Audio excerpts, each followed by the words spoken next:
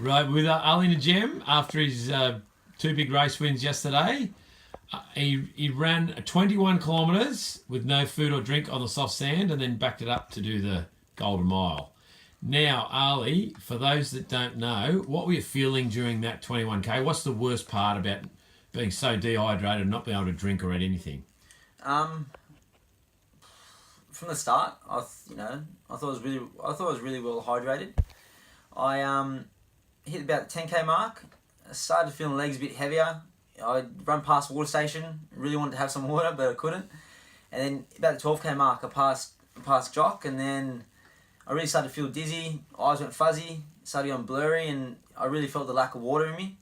So I really had to just play it tactical and ease the pace off, and it was intense. It was a lot more mental than physical, especially without the water, food. But I pulled through and finished off the race in first in 92 minutes. And so when you're feeling dizzy like that, most of us won't know. Everyone knows it's hard to do a half marathon. It's very hard to do one on sand, on soft sand. But you can get a drink, and you've drunk leading up to the race, so you weren't able to drink sort of 2 hours before the race either. So and it came out quite warm. So what do you think in your mind once you start going a bit dizzy like that? What are you actually thinking? How do you get through another 10Ks when you're feeling like that?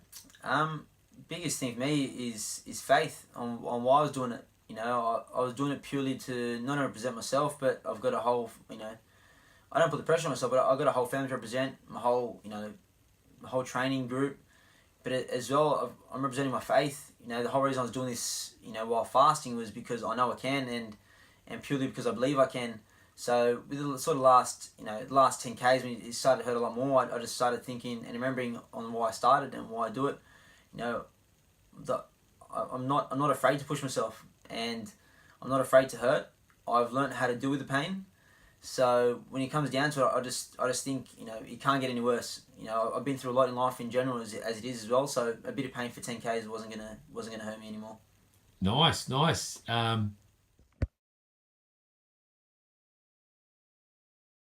Yes, I've seen you pass out in a couple of races. One where you got one at the world titles, where you got over the line and then passed out, and the actual official was abusing you for not coming and marking your name off. I said, "Oh, he's actually passed out over there." So that's what I get concerned about. That you actually are gonna push yourself so hard that you faint. And I didn't mind the state titles where you fainted over the line, so that's okay. But so when that's happening, what are the telltale signs when you think you're going to pass out?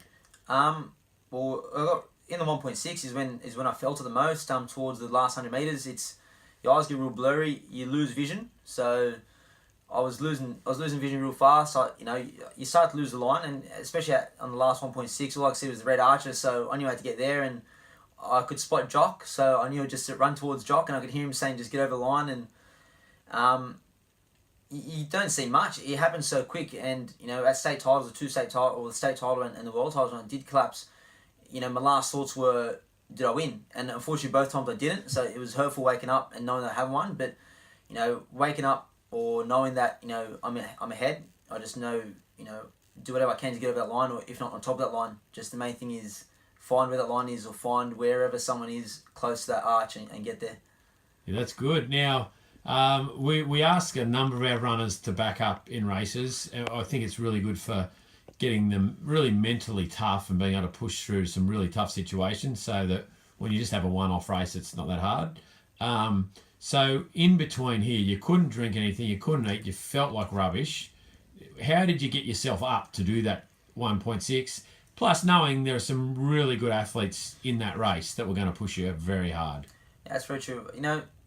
It is hard, and in most days we do have we have water, Gatorade to rehydrate, replenish, and get ready. And I've even got more time sometimes, but I just purely went to instincts and backed myself, as well as I looked at the field there as one of the most competitive fields I've raced in a while. I haven't had a competitive race in a while, and I've been off racing about 2 months, so I really wanted to race. The whole point I was there was to race. But as well, a big thing was I had my two younger sisters, and I looked at my sisters, and they've gotten out of bed from 4:30 in the morning with me to have breakfast, and they've been up there supporting me. And I looked at my sisters and looked at my family and just thought of the whole reason why I do it as well, once again. And I see how proud they are of me, and I knew if I could win this, it'd make my family even more proud, as well as the whole training group. You know, I spoke to Jock just before it, about a minute before we started, and I spoke to him and I was like, Jock, I don't think I've got it in me because, you know, my feet are killing me, my head's hurting, I'm dehydrated. I had a million excuses in the books to pull out, but then, you know, I knew and as Jock said, nothing's going to hurt as much as this. So if you can get through this, you can get through anything in life. So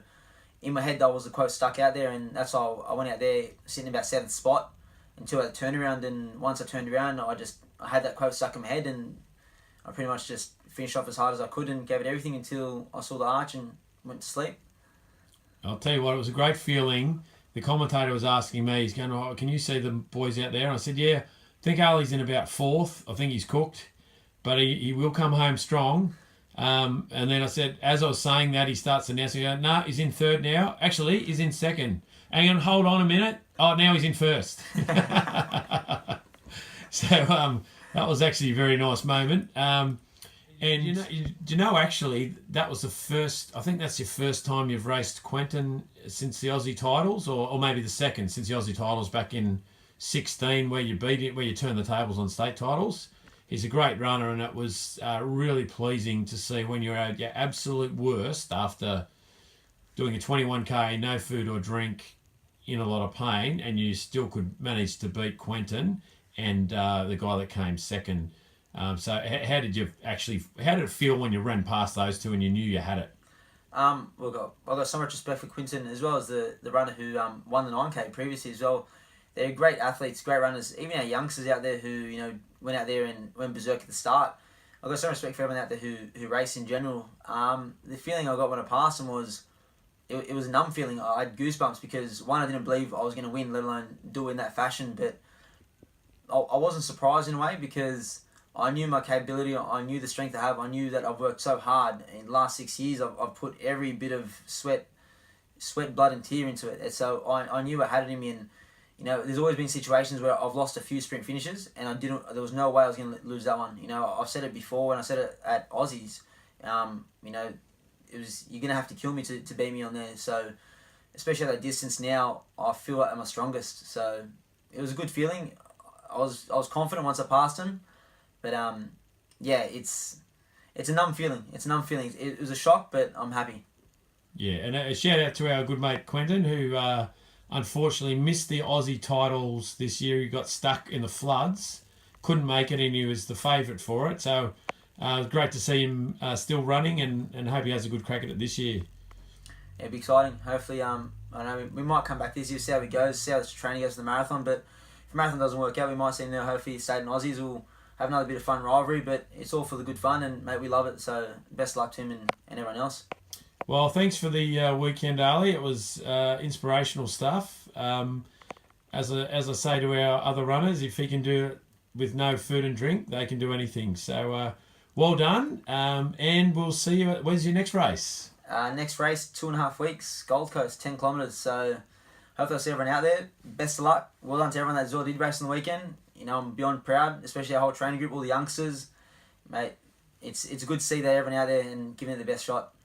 Thank you, and good night.